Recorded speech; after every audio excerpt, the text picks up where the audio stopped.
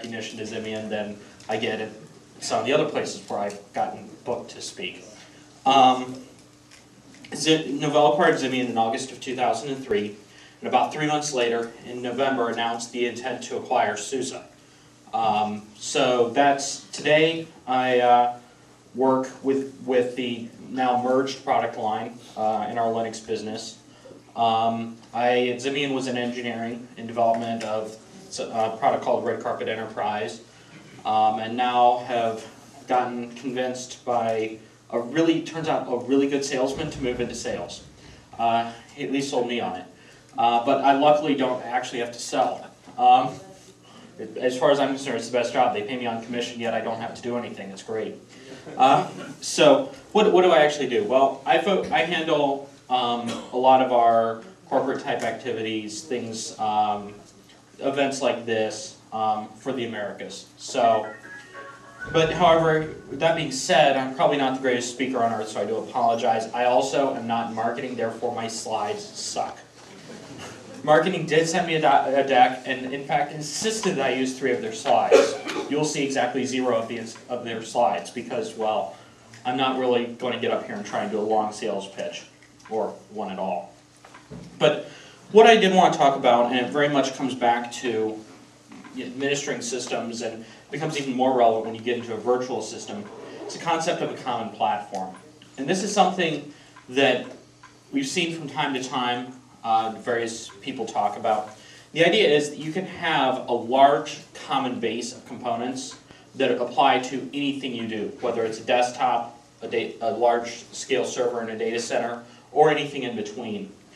And when it comes to things like administering them, when it comes to things like actually building virtual machines and things like that, the more commonality you can have, the easier it is generally on this as an administrator. At least when I was one, I kind of wish I had it. So what we have, we have this wondrous thing. This is a slide adapted for marketing, so yes, it is the only one that has anything other than text on it. It's got this common base. And what does that actually mean from a technical perspective? It means that there's a large number of RPM packages that are absolutely identical among anything you get. So when you actually need to deploy something like a virtual machine, when you look at provisioning a common base image and then customizing it, it doesn't matter what you're trying to deploy, it's all the same. So what does that mean for us? Well, it means that a whole bunch of stuff doesn't vary. The kernel, glibc, other libraries, compilers, X, all that good stuff. Pretty much the same. So when you're sitting out there, you're deploying an image, initially it means that I don't have to know anything different. It means that I don't have to care what I'm deploying, where I'm deploying it. Now, licensing guys, they're going to have some other instances here, but this is, from a technical perspective, it really doesn't matter. Now what's a little more interesting is what this means from a perspective of a system administrator. And that is, one of the interesting aspects is that it means that when you have an absolutely common shared base, it means that you get some really interesting things that are available that were really designed for either a server or a desktop that can be used on the other one. So one of the common things that we hear from our desktop customers is, okay, what about authentication? Unix guys say fancy password, got it. Or they've got their NIS, Yellow Pages, whatever you want to call it. I'm sorry, I can't call it Yellow Pages YP. Stuff like that. LDAP and Kerberos, this is all kind of existing stuff. But one of the things that a lot of customers and users demanded were integration into their existing environments. My experience has been back when I was a system admin in a place where I didn't control the entire infrastructure, that some brilliant boss, generally whose title started with C, first word started with C, last one started with O, had this idea that we were going to have an enterprise identity. So they implemented Active Directory. Yeah, well, that went really well. I don't work there anymore. Coming from Novell, it seems that there's a lot of people out there who use eDirectory, which is our proprietary LDAP server. But what happened was that we found that people were wanting to put more systems in place, and the reality was that users were saying, I don't want to have a billion different usernames and passwords, I really do want to have one login. And this applied mostly to desktops. So this is, what this meant was that it needed, from an Active Directory perspective, I needed a Linux box, a Unix box, to be able to talk to my Active Directory. Preferably without IT knowing it. I mean, not that anybody would ever put a machine into an environment that wasn't 100% approved by IT, but sometimes it's better if we can make it just work. So, what does this mean? Well, it means that with a bunch of work that we've done in Samba, and we've given back to the community, let me be very clear on this, everything we did, almost everything I'm going to talk about today is open source stuff. It's stuff that not only is open source, but we fed back to upstream. Are your slides going to be available later?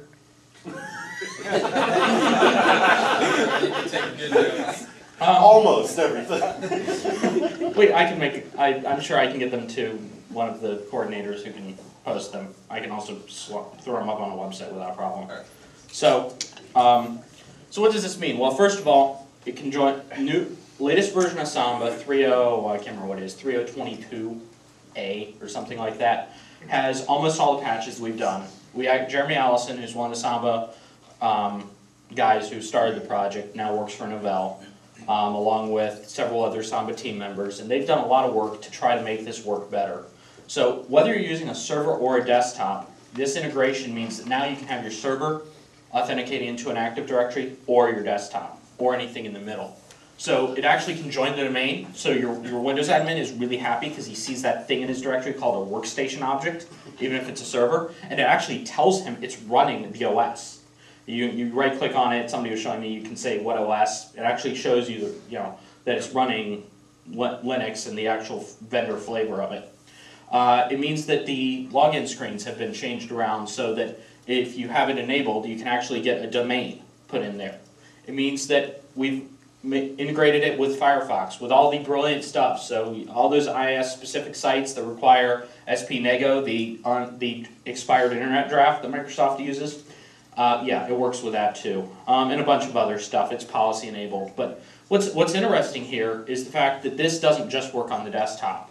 This all works on the server, and other than the GDM or KDM screen, because a lot of servers don't run X, everything up here works just, well, in Firefox therefore, but everything up here works from a server login as well. In fact, it works via SSH as well. So all of a sudden, your machines can now conform to corporate security policy, also known as SOX, seems to be the latest excuse I'm hearing of, oh, you must comply with Sarbanes-Oxley, so you must now talk to the Active Directory. I'm still trying to figure that one out, how Congress mandated an Active Directory, but not quite there yet. They didn't. What Sarbanes-Oxley requires is that you do what you claim that you do. But what Sarbanes-Oxley itself claims that you have to do beyond that, there's almost nothing which is nailed down, and it will vary from one Sarbanes-Oxley inspector to another. Well, yes, but based on that, He was I'm guessing, being facetious there. yes. And I think what it comes down to is IT seems to love to throw out the latest term like Sarbanes-Oxley and say, this is why you have to do what we say. I was not literally meaning that Congress said you have to use Active Directory. You have to use Dr. Strangelove accent when you say that. Thank you, Hugh. So, what this does mean is that a bunch of work has been done infrastructurally in Samba, and this is now something that can work on the server as well as the desktop. Samba in the past has been something everybody thinks about creating a Windows NT server. Well, all that code's now been used to create a client as well. So password policies, all the stuff that IT wants you to do that's actually semi-reasonable, we support. All the stuff that isn't really reasonable, sorry. We just haven't gotten around to it for some reason. So, so now, I did, like she said, apparently today's about virtualization, so I do want to touch on that. Zen. I know you guys heard from Zen Source a couple months ago, so I'm not really going to touch on this a whole lot. Probably the biggest thing that's changed since you guys heard from Zen Source is the fact that, so this is a Lenovo X60 laptop. I see some Macs in here. I'm guessing they're probably MacBook Pros. So Intel did launch the Core Duo chip.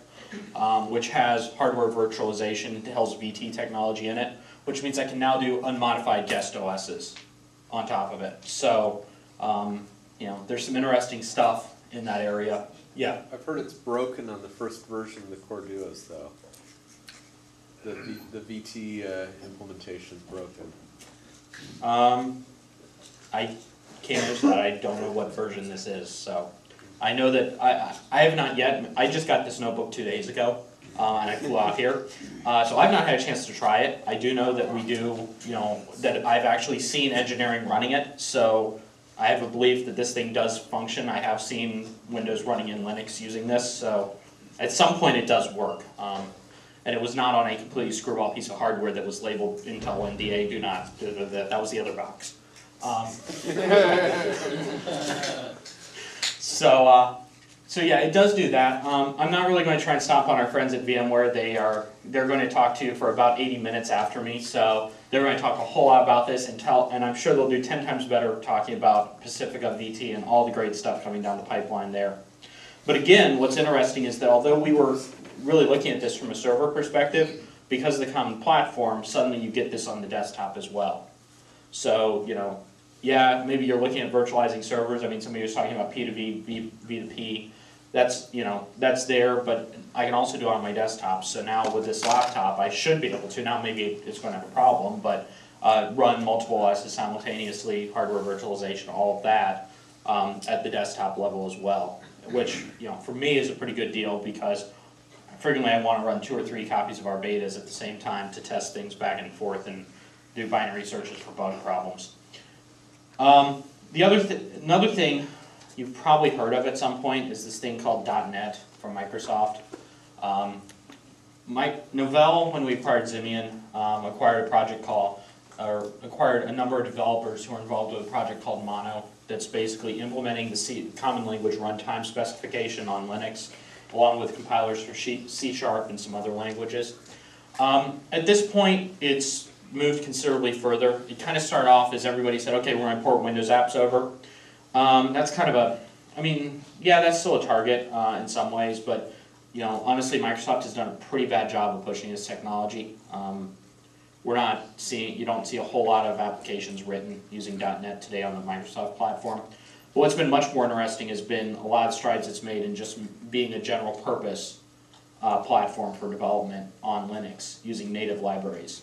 So while it does support ASP.NET and ADO.NET for your kind of server-based stuff and mod mono and all that stuff so you can do applications on your servers, it does have coming WinForm support so you can run many .NET applications for client-type apps. What's much more interesting is this thing called custom mono libraries. And it's in the mono namespace. If you're a Java programmer, namespaces are fairly similar. What's interesting about it, though, is that it enables us to do a number of things that haven't been there. So whether you're running Fedora Core 5 or SUSE Linux 10 or a number of other distros at this point, you'll see that there's some tools in there like fspot and Beagle and I'm trying to remember what all the others are, Banshee and a bunch of other programs that are actually native Linux applications in terms of they use GTK or Qt or something like that, but they're written using the common language runtime. It's no different really than using Java or using really even Python or PHP or Perl. I mean, they're all a compile with a runtime type environment rather than native bytecode. So, we do have mono, and again, that's another thing where you have it in that platform. So regardless of what you're deploying it on, whether you're deploying a client, server, virtualized, whatever, it's all there. Now, another thing that uses mono, and rather than actually sit around and go through a bunch of slides here, because I know everybody loves slides,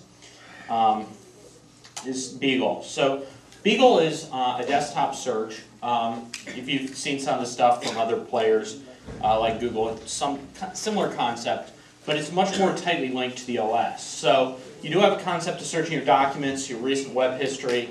This is a demo box, like I said, 2 days old. It's not even I didn't load my own mail on it because that would be a really bad thing to do searches on my mail in front of big audiences, having learned this the hard way.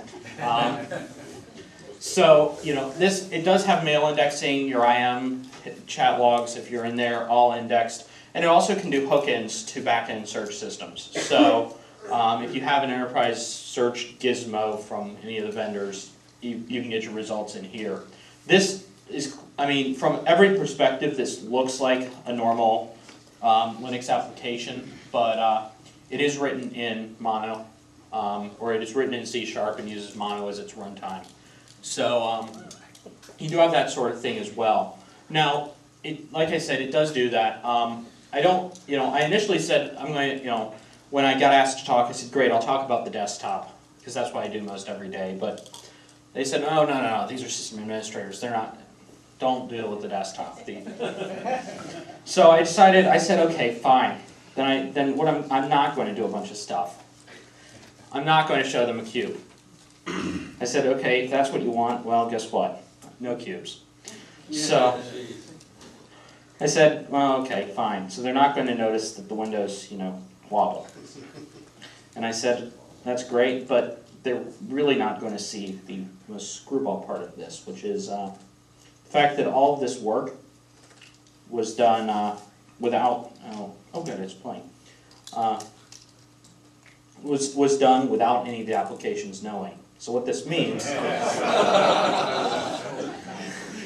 is that this real player, this is stock real player by the way, I mean it's commercial so I can't recompile it, doesn't even know that it's sitting on the bottom corner of a cube playing back video. So, I promised them I wouldn't spend too much time showing off kind of interesting cool stuff that we've played around with on the desktop, but again, actually all of this is common. So all this infrastructure, XGL, Compiz, which is what's driving the 3D stuff, any of the work done here, it's all done in commonality. Another thing that's done in, that's common among multiple, oh come on, there we go. It's supposed to turn the cube back directly, but welcome to running beta software. I installed this 2 days ago off of our development server, so I'm still finding all the interesting bugs. So you're speaking of beta software. When is this going to be non-beta? July. Okay. Right. Sorry, Hugh. I'm getting the big new hardware in a week. Well, we have given out some previews. I think there will be a download of it off the website soon. Specifically for this. Yes. No. This week. Like a month ago, 3 weeks ago, we gave out DVDs of this to the attendees at our BrainShare conference, and we ran out. I was hoping to have some, but it turns out somehow 5,000 attendees took 7,000 copies. Backups. Yeah. So is this available with your 10.1 beta? Yes. Oh, yes. That's a good point. 10.1. SUSE 10.1 is now available for download in beta form. It will be out sooner, and it has 99% of stuff you're seeing here, including the 3D and stuff. It does not have the real player because you'd have to download that on your own. There's this commercial apps CD add-on now. I just saw that today. Yeah, it's a little, I'm not quite, I don't spend time with the operations group. I'm not sure if that's only in the box or if we're actually, That's on the net. It's messy. Yeah. Well, proprietary software is just messy. Sorry, VMware guys. So one of the other things that we did, and again, this is one of those things that's probably not quite as interesting, to a lot of system administrators, is I got, this is a spreadsheet, it's Excel, it's got all these controls, I don't know, expense reports are where I seem to run into this most often, and I can do stuff with it, and it works. Why? Well, because let's see here, organized macros. So what this actually means, and again, going back to the whole theme of everything's common, no matter how you deploy it, virtual, whatever, it works. Visual Basic, it just runs. So it acts. So you're saying that's Visual Basic running in a Windows virtual space accessed from No, Linux? no. This is native Linux. Okay, so it's your own Visual Basic. Sort of. Start off. Well, Since Windows Visual Basic open source. Well, and that's the actual question. Since when is Visual Basic open source? The answer is that there's two different portions to this, and that's why I don't want to claim that we did it completely. The basic language, which was already implemented in OpenOffice, it had something called OpenOffice. The problem was that basically the object model inside of it and the other global functions were not compatible with Visual Basic. So it had a basic compiler in it, but it didn't have the right, range, wasn't a function. Didn't have the right libraries. Yeah, that's another Well, way I to put didn't it. have the right API, but yes. Yeah, libraries API. So we went ahead and implemented a lot of the Visual Basic API and library. Enough to make stuff like the spreadsheets compatible. Right, and spend a lot of time looking at the file type :XLS on Google and pulling Well, stuff down. this is important if we want to get our losers off of Bill's crap and get them onto things that we can maintain. Right, so we did a lot of that stuff. I'm not really going to, I didn't put that in here, but there's a bunch of work done in OpenOffice or in the presentation stuff as well to make it actually do animations and all that stuff. Like I said, I'm not very good at presentations, so you're not going to find any animations in my stuff, but I've got these huge marketing, a small marketing department. We're Novell after all, we're not known for marketing. That can create wondrous things with path animations and all that stuff. So, going back to the original story, so we do have Beagle Search. From an administrator perspective, the other important thing is it can pre-index servers. So you can run a pre-indexer on your server so you don't have 10,000 users all trying to hammer your file server to index their own content repetitively.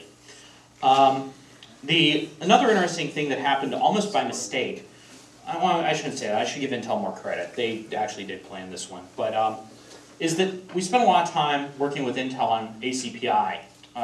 This has been an interesting problem for Linux for a while. And what happened was that it turns out a lot of the new servers are using ACPI now as well. And one of the biggest things that we hear people who have lots of servers saying is cooling. It turns out that servers like electricity, and physics says that it's got to go somewhere. And it generally turns itself into heat. And this is even more true now that we got virtualization, because guess what? We're cutting down the server count theoretically, but now we're increasing its utilization. So with ACPI and some of the recent stuff that's been done, we actually now have dynamic policies. So again, everything I've talked about is open source, but I mean, I will put it in the context because at some point here, Novell did pay for the pizza and fly me out here. So this is all coming up in SUSE Linux 10.1 and SUSE Linux Enterprise 10. But it does actually have policies that are very smart now to do stuff like determine the utilization of the CPU and throttle it down when it's not in heavy use. But when it goes, if you need it, it'll throttle it up and increase the power consumption and therefore heat output. Yeah, Hugh. This is going to seem a little odd at this point, but you just brought up SUSE Linux something or other and SUSE Linux something or other less and more. With all the virtualization showing up, is there a chance we can get rid of this crap of, this and that and the various funny versions? Because I'll come back to that in a minute. Okay, good. Not that I have them in this stack, but I've got another one on here that I can solve that, answer that with. So the couple other things here, and I know I'm kind of behind on time and stuff, and I do want to take questions as necessary from everybody but Hugh. So I'm trying to deploy this. yeah. AppArmor is something we acquired from when we acquired a company called Munix. We actually open sourced it shortly thereafter. This has been kind of a recurring trend with Novell is we acquire stuff like Zibian, we open source the Exchange connector, we acquire SUSE, we actually put YAST finally under the GPL, not the, we're open source but not quite licensed.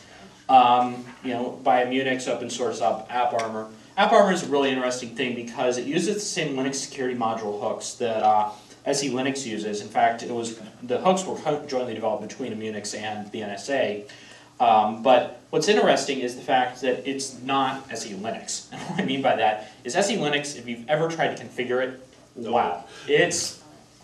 Every year at Auto Linux Symposium, I see the guys, generally from the NSA, get up and explain what great new things they've done in SE Linux.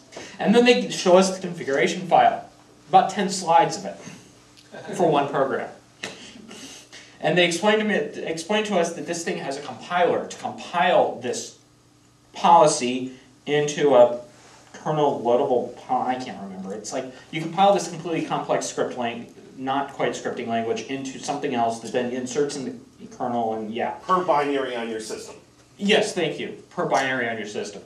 It's not the easiest thing. So AppArmor looked at this and the Munix guys looked at this and went, ugh.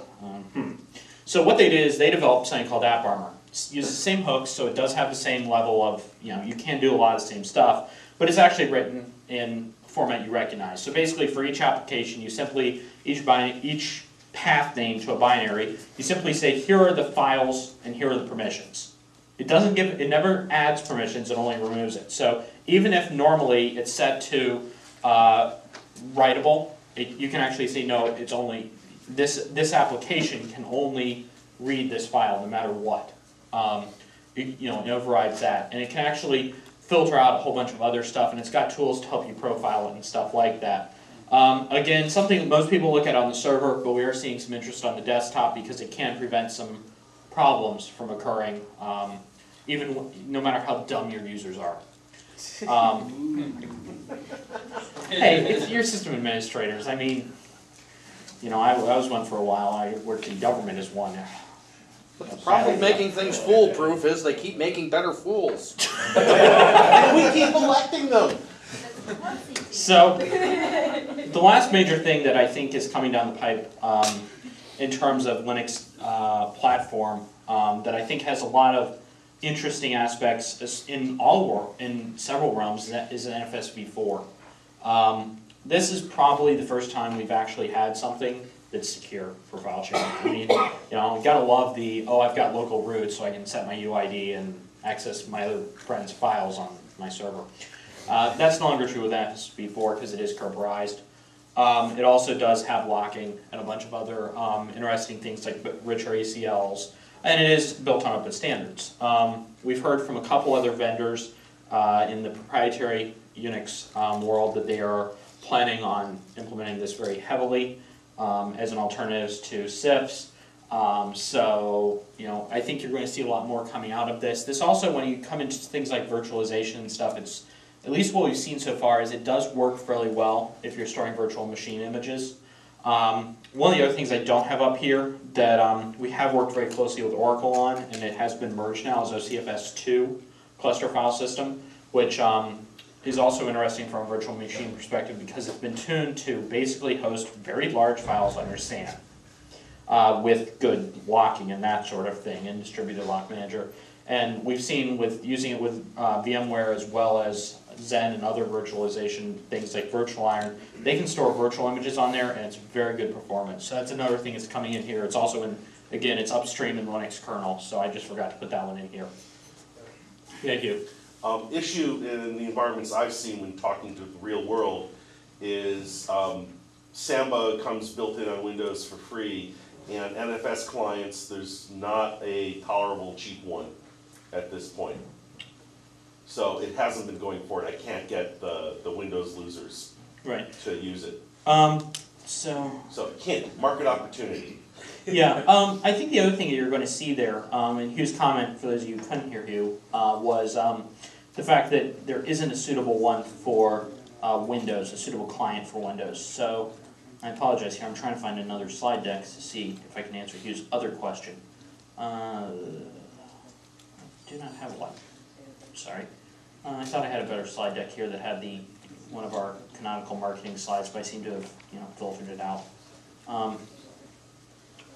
Brain share. Okay.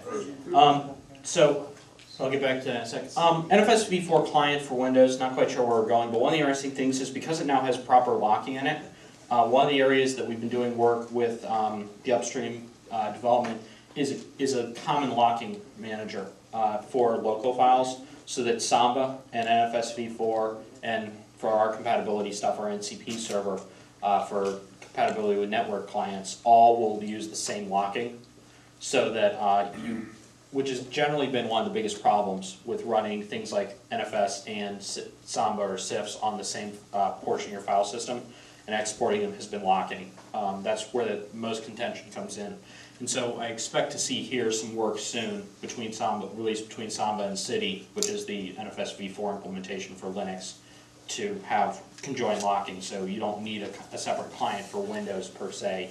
You can have both servers running on the same data. Sure, you can have both servers pointing at the same storage system, sure. So, like I said, I apologize, I'm probably not the best presenter in the world. But we like techies. Don't apologize. Keep going. I'm kind of out of stuff here, but at the same time I was only given about half an hour, and I know VMware managed to bring 4 presenters.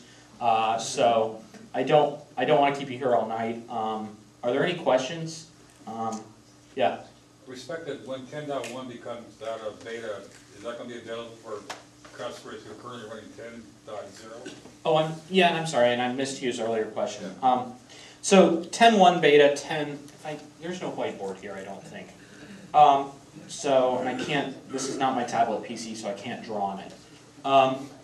So basically what happens from a Novell perspective is that we start off with all the stuff in the open source community, and then that gets kind of boiled down and put into our OpenSUSE product.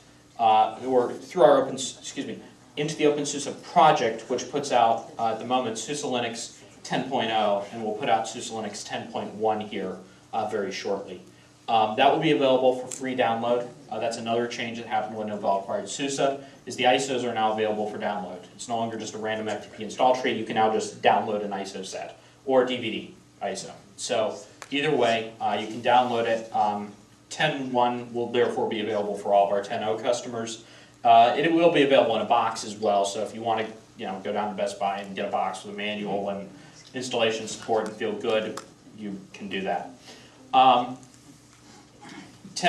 box will also include some proprietary stuff on a separate CD, so that if you don't want to, so you can install Acrobat or Real Player or any of your favorite proprietary bits that are not kernel modules.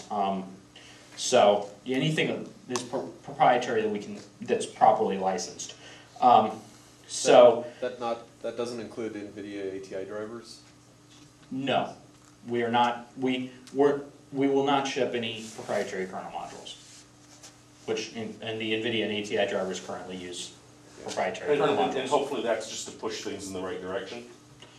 We are very much respecting the kernel community. We've heard loudly from them that they don't want proprietary kernel modules, and you're not going to see in SLES, in SUSE Linux 10 point whatever, the retail version, proprietary stuff at all. There's one that's temporarily in our desktop for the Atheros stuff until we can get some stuff worked out with the FCC.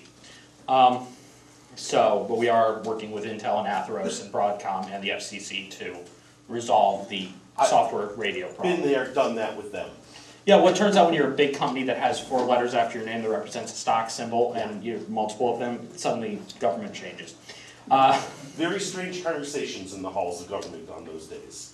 So yeah, we're working very hard on that. But what you're seeing is you're going to see one product that's retail, and then one base, and that's kind of where I was hitting with this slide. SUSE Linux Enterprise 10 that is common among the different enterprise products, and avoiding too much of the sales stuff. You can actually get from Novell licensing that says all of this is desktop server point of service in the base under one license. So you don't have to buy it, not license, support subscription, but you don't have to actually count how many or anything like that if you don't want to. You can just say, I want to deploy whatever, wherever.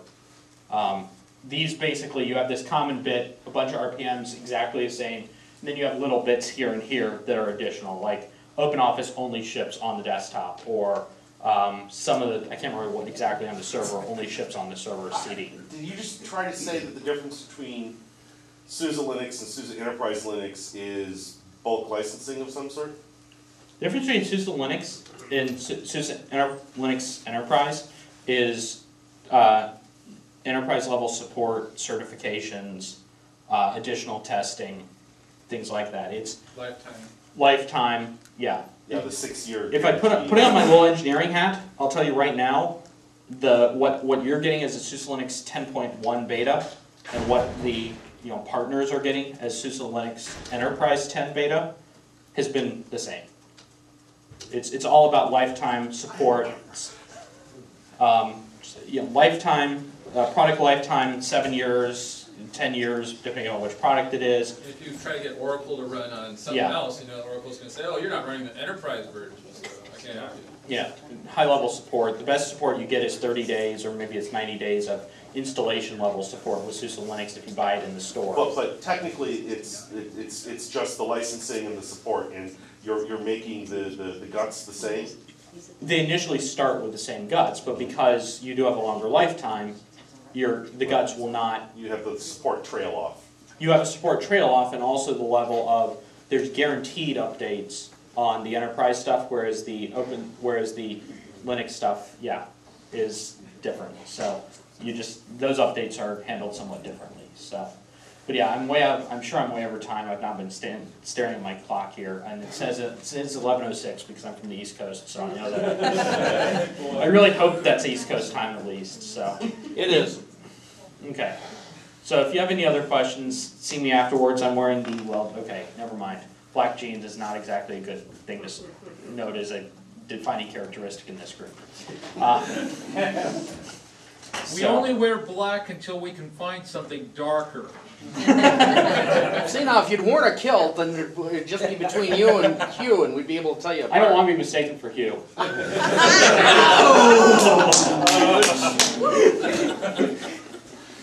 Thank you.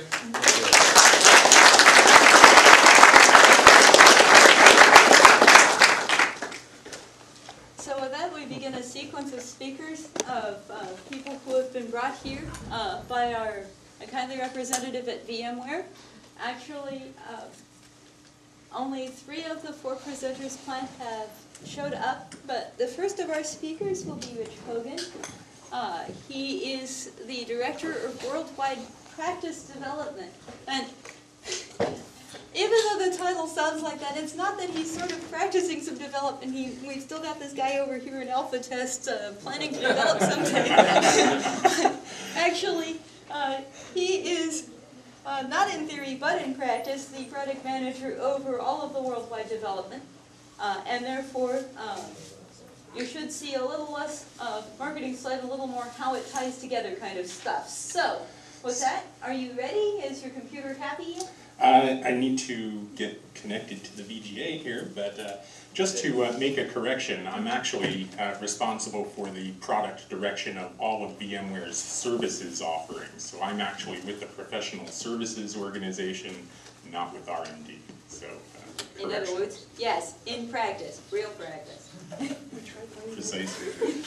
So while I'm putting everything together, one thing I'd like to suggest during the transition, when everybody kind of get up and just do a little stretch, because that's something that I know that as an administrator and supporting users all day, it's really important to do that. So, if any of you were short on some soda pop or some water back there, we've got some more in. Water. Yes, and donuts. So if you Donuts.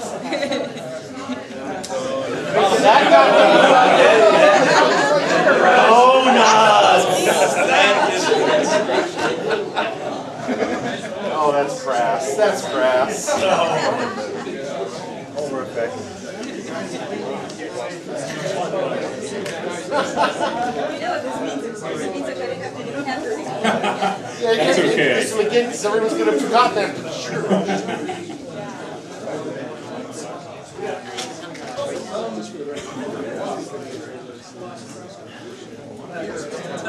And now you're ready, and we're all gone. Hey, the reason everybody should get up is because we're all about, freeing you guys.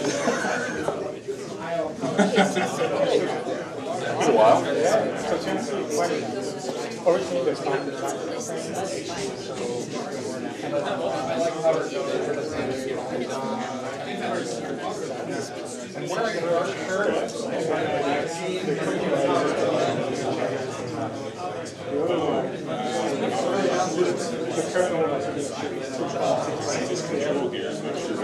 For a long time.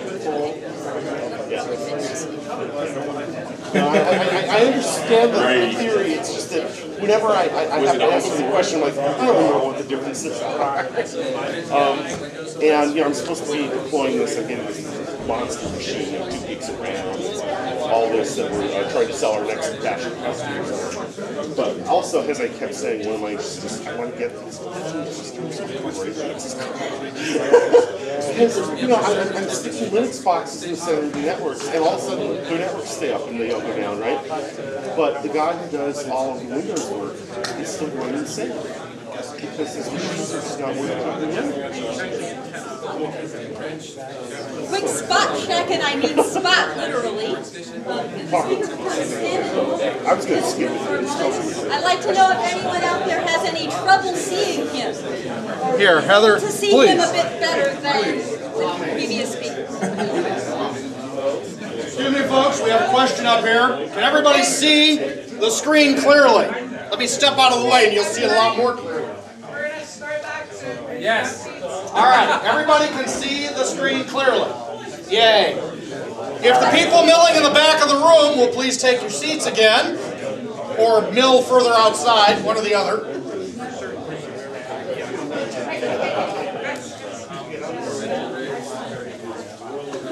Bring your donuts and your tray tables to a full upright position, have your seats, and if we're ready to fly. Give him another one.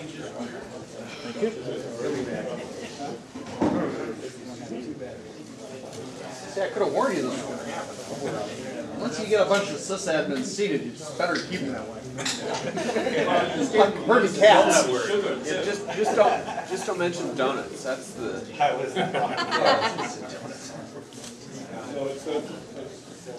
Okay, this is starting to resemble a pretty good cat herd.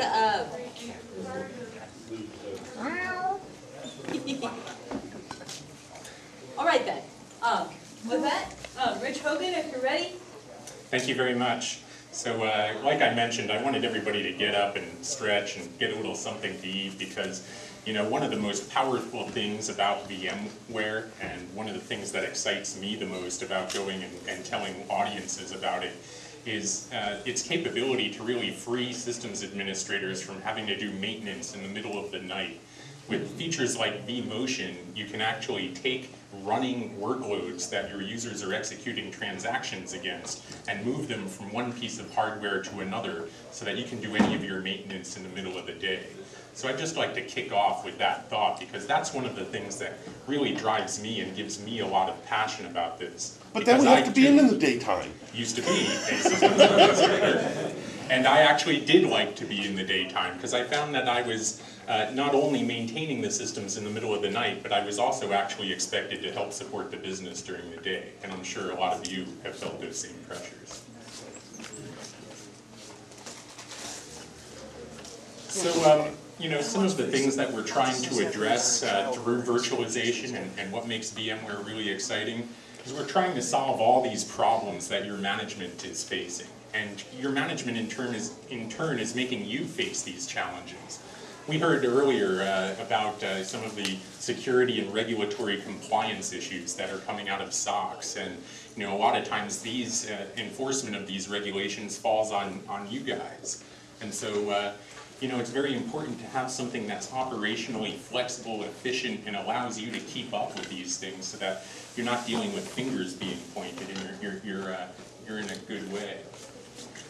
So VMware has a number of, you know, boxed solutions, so to speak, or applications for virtualization that we found to be very powerful and really resonating with the business world in terms of, you know, how you can leverage the benefits of virtualization, like zero downtime maintenance, and like, you know, consolidation of workloads on fewer pieces of hardware. So, you know, the first and foremost of those solution sets is server consolidation and containment. We run into a lot of customers out there where their data centers are literally, you know, bulging all over the place. They're coming up on power limits, they're coming up on space limits, there's too much heat going on in the data center, and there's need for more applications and even more capacity in these environments. VMware is a great environmental solution. It allows you to take all these pieces of iron that are generating all this heat and consuming all this power and allowing you to collapse them onto fewer pieces of hardware and actually get the bang for the buck that you're paying for, while at the same time achieving the level of isolation that your Windows environments especially demand from you. It's really because of Microsoft and the Windows operating system and how it does not allow the coexistence of different versions of DLLs and applications, that there's really been this mapping, an almost one-to-one mapping in the data center between Windows servers and the applications that they need to support. No more. With VMware and virtualization, all of these things come together on fewer pieces of hardware, making it easier to provision and manage all of these things. And this capability can be leveraged in the development and test environment as well to really accelerate the development and testing life cycles for your different applications teams. And this is because you can repurpose your existing hardware much more quickly than you ever could before.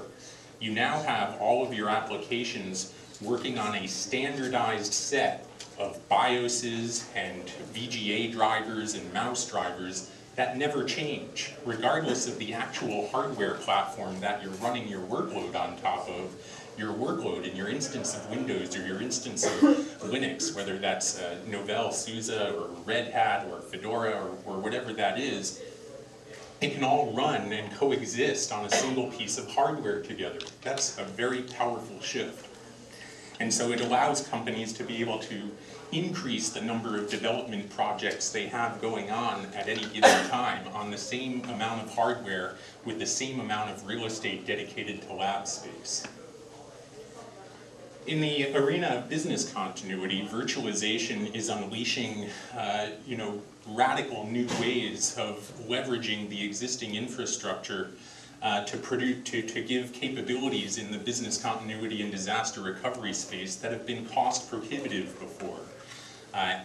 In the past, in the traditional business continuity space, there's providers like SunGard, and there's the big four consulting firms like Accenture, and a variety of other players that really can have addressed the business continuity space. But they've left a lot of fruit just laying out there, that low-hanging fruit that is not being addressed through a DR plan because the cost is a little bit prohibitive. Using technologies like VMware, you can repurpose old hardware and then run workloads, perhaps in a degraded way, on this old hardware and consolidate your workloads in a DR facility and provide failover in cases where you could have never afforded to do it before.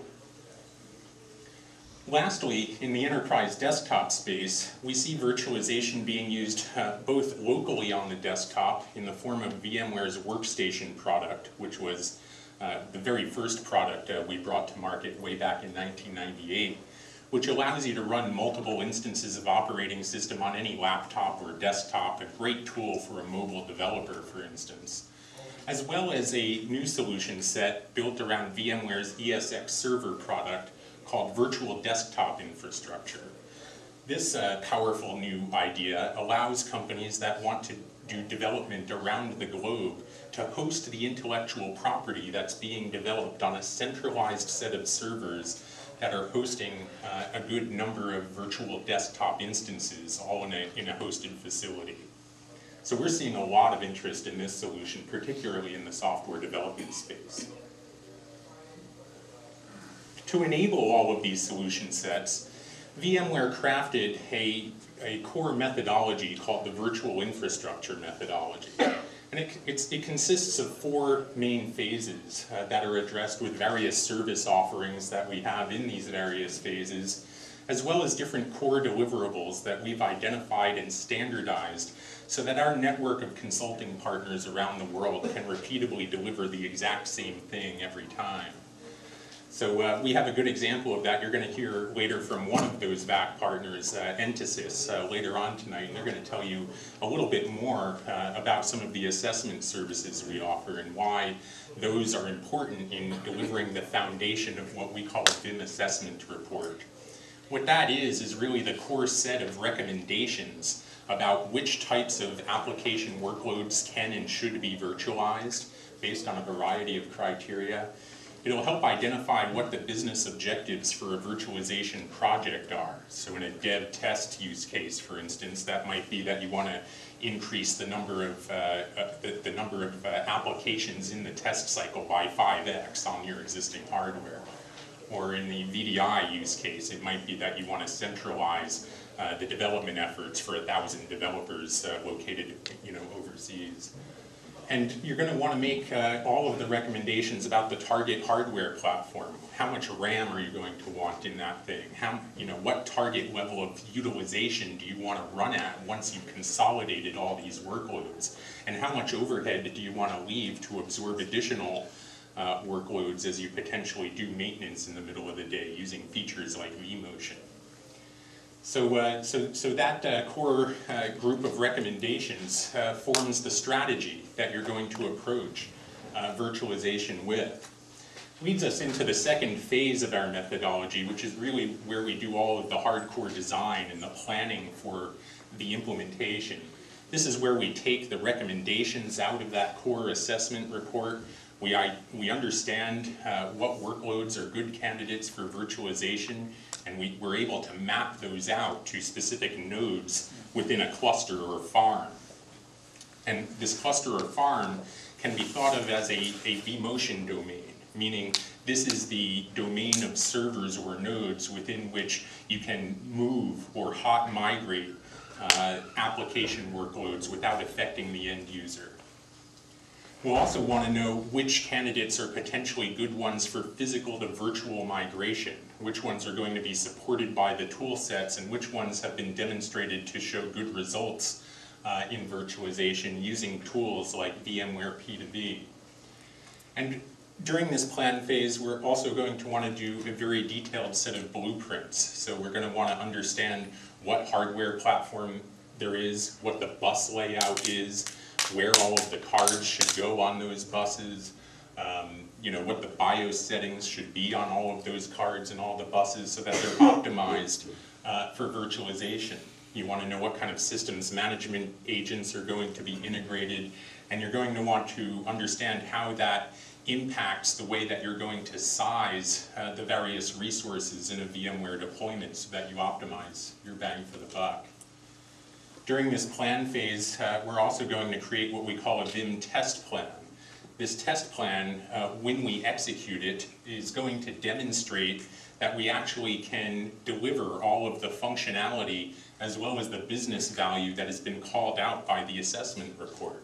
So if the goal is to double the number of requests going through your development and test lab infrastructure, that's going to be a criteria in the test plan. If part of what you want to do is be able to do zero downtime maintenance in the middle of the day, being able to vMotion from one node to another and be able to do that maintenance is going to be part of that test plan. As we go into the next phase, we're going to take all those detailed plans and design blueprints, and we're going to execute on it. We're going to manually take those blueprints and manually install them on up to 2 nodes in every farm, just to prove that the documentation is repeatable and reusable. But if it is, we don't, even though we're consultants, we don't really just want to stick around inside of this company and stay there forever. We want to automate the rollout of these things. So we want to take everything we've documented on and tested in this manual process and create an automated script that is going to roll out additional nodes very quickly and repeatably for our customers. We'll execute what we call a test report, which will actually prove out and give metrics on the results of the test plan. And lastly, we go into the manage phase, which is where we deal with the life cycle of the virtual infrastructure. So, with real physical infrastructure, every 3 years there's some sort of depreciation schedule or end of service life associated with it. Well, in the VMware world, your servers are really just files sitting on a disk, and the files don't really, go end of service life. You can just upgrade the files so that it becomes new virtual hardware over time. So what you're really worried about is the patching and the updates of the major versions and being able to leverage the new features and the richness of the VMware infrastructure environment as it develops over time. So that's what we want to address in the management guide, which is a runbook or CMDB for your virtual infrastructure on an ongoing basis, basically a living document. And one other great service that we offer in this space is called the Virtual Infrastructure Health Check. which is powered by a tool called the Virtual Infrastructure Audit Toolkit. And this is an audit that you shouldn't be afraid to get.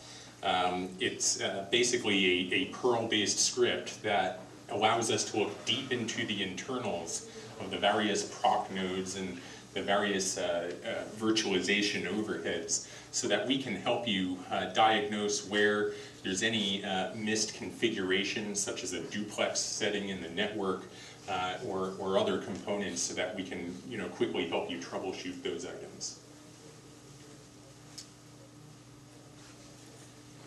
The methodology cuts through a number of important silos that you'll probably find exist in just about any enterprise organization. There's the infrastructure piece with all the servers and network and storage systems, etc. And even within that silo, there's often a whole bunch of different teams or individuals that are responsible for those components. Do you have applications which are qualified for on VM? Do you have applicants that say we run on VM? Yes, so we do have official support statements from a broad and growing list of independent software vendors, and there's also applications that our customers have extensively tested in virtual machines, even in the absence of formal support statements from the vendors.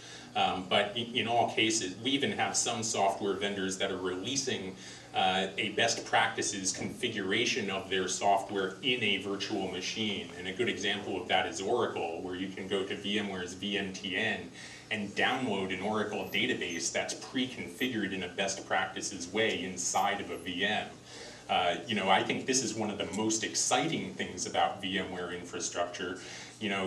Again, forget that I'm a consultant, and that consultants make a lot of money configuring things and teaching people best practices, but this is the greatest thing about VMware. You can get your SAP or your Siebel or your Oracle financials installed in the best possible way for your business in the machine that it's going to run on without ever having to install software. So I think you'll find that's one of the most powerful trends in the industry. So, we have infrastructure, we have these applications like we just talked about. There's also the organizational component, the administrators of Linux systems and Unix systems, and the administrators of Windows systems, and the administrators who control the TACAC server that goes into the Cisco network, etc. There's sometimes a little question over who controls what in the virtualized environment. So we want to help provide the tools and the experience of large enterprises going through this, so that we can tell them how to best organize their company and get the education and skill sets that are required to be successful. Lastly, there's the whole issue of governance. And as you go into virtualization, it's very important to think about things like service level agreements on applications. How many transactions per second do you want to push through your environment? And you got to think about that as you consolidate your applications and the utilization of systems goes up. You got to think what the implications of the various internal agreements you have in place are.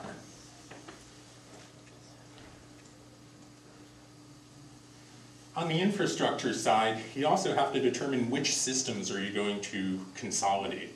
And the great news here is that VMware has a unique and powerful tool called the VMware Capacity Planner. And what it's able to do is it's able to go out on the network and scan for servers that exist and take an inventory. And it uses TCP, SSH, and also WMI and remote registry calls to get a complete inventory on a particular subnet. And it's able to take that inventory and analyze it, pulling utilization and inventory data, etc. And given knowledge about a proposed target platform and the amount of virtualization overhead that some of these applications are going to generate, it's able to project a consolidation ratio based on your actual utilization metrics in production.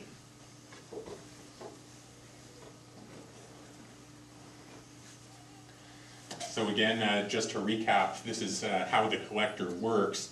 It sits in the data center on one of your VLANs, and it's very low impact on the end systems. It's able to detect and inventory the systems, or You're also able to give it a predefined list of systems that you'd like to target, and it's able to use the LANMAN and SSH protocols to go out and gather all of the relevant utilization and systems metrics that it needs to evaluate in order to determine how we should consolidate.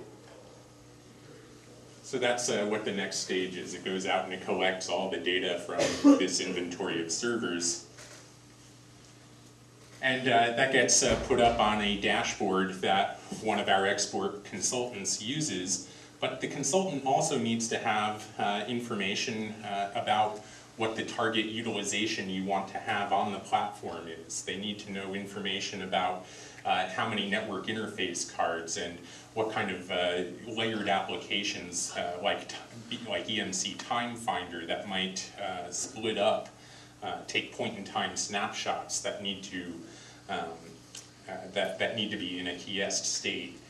Those sorts of things can impact the design decisions you're going to make and the type of consolidation ratio that you can achieve. So this automated systematized tool isn't going to know about those things, but a consultant, through going through